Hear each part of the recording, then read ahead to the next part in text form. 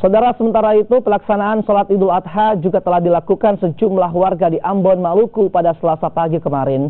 Pelaksanaan sholat Idul Adha lebih cepat di hari atau sehari dari pemerintah lantaran warga berpatokan pada wukuf yang sudah dilaksanakan di Arafah, Arab Saudi.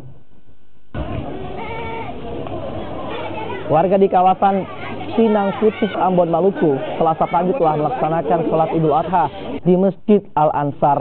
Sholat Idul Adha dilaksanakan lebih awal karena berpatokan pada wukuf yang sudah dilaksanakan jamaah haji di Arafah sehingga diperbolehkan untuk melaksanakan sholat Idul Adha.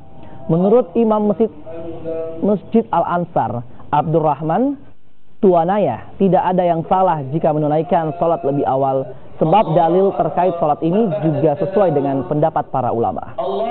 Walaupun ada salah satu negara Islam, umat muslim yang sudah melihat hilal, bahkan sudah melihat hilal, maka diperbolehkan bagi umat Islam yang lain untuk mengikuti.